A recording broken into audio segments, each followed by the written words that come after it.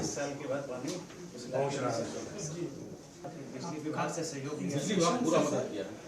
आपका इंस्पिरेशन से सर का है कि आई कैन डू इट को बदल। मुख्यमंत्री जी का सबसे बड़ा ड्रीम है हर खेत सिंचाई, जिसको लीड कर रहा है जल संसाधन विभाग, और उस पर जो हम लोगों ने काम शुरू किया है, एक तो वो बड़ा चैलेंज है।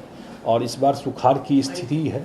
कल भी गांधी मैदान से जब बोल रहे थे तो उन्होंने चर्चा की, तो उसमें जल संसाधन विभाग में हमेशा लोग फ्लड को ही प्रायोरिटी समझता था।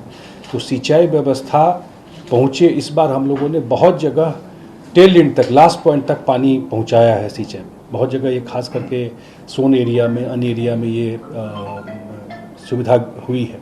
तो सिंचाई पर एक मेन थ्रस्ट है।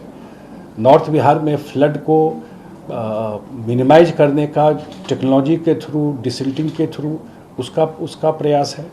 एक दो योजना आप जानते ही हैं जो वेल नोन है, चाहे गंगा जल पहुंचाना हो, जो सितंबर में हम लोग गया में और राजगीर में लोगों के घर तक वो पानी पहुंचेगा। उसी तरह जो पितृपक्ष है जो आने वाला है सितंबर में गया में, तो उस समय तक फल्गु नदी में पानी परमानेंट आ जाए, वो भी काम लगभग फाइनल स्टेज में है। तो ये सारी चीज़ें हैं जिस पर कि मुख्यमंत्री जी पर्सनल भी मॉनिटर कर रहता है।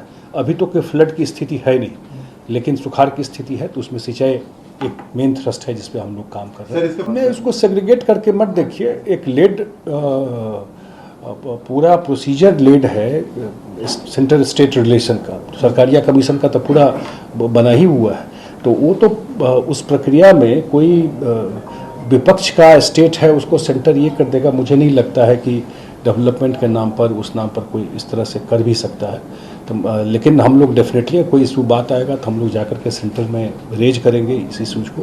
लेकिन बहुत सारा यहाँ का प्रोजेक्ट तो स्टेट के रिसोर्स से ही हम लोग बहुत सारा काम कर रहे हैं। कुछ हमारे कंसर्न हैं जो सेंटर से है, चाहे कोसी में हाई डैम बनना हो, चाहे डिसिल्टिंग हो, चाहे फरक्का बराज का हो, ये हम लोग टाइम टू टाइम सेंटर में जाके रेज करते रहे। वो हमारा कंसर्न तो है जो रहेगा। जल संसाधन में तो सबसे बड़ा बात है जो मुझे लगता है वाटर मैनेजमेंट का। और इस साल खास करके जब हम लोगों ने इरिगेशन पर फोकस करना डिपार्टमेंट ने शुरू किया है, तो मुझे लगता है कि वो अगर एक साल में हम लोग उसको पहुंचा पाए। अब कोसी में हाई डैम बनेगा नहीं बनेगा वो तो भारत सरकार और नेपाल सरकार में है, लेकिन फ्लड के इम्पैक्ट को अगर मिनिमाइज कर सकें, उसके मिटिगेशन को वो कर सकें, तो ये दो चैलेंज डिपार्टमेंट का। और एक जो बहुत ही इनोवेटिव काम हम लोगों ने एक दो जगह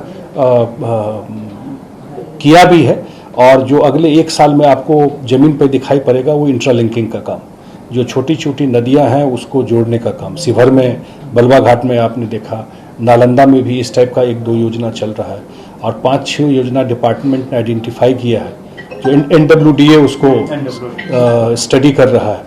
और एक बार वो हो जाएगा तो अगर 2-3 प्रोजेक्ट सक्सेसफुल हो गया तो मुझे लगता है कि फ्लड के प्रभाव को भी कम करने में ये इंट्रालिंकिंग काम करेगा। इसी पर हम लोग का थ्रस्ट है।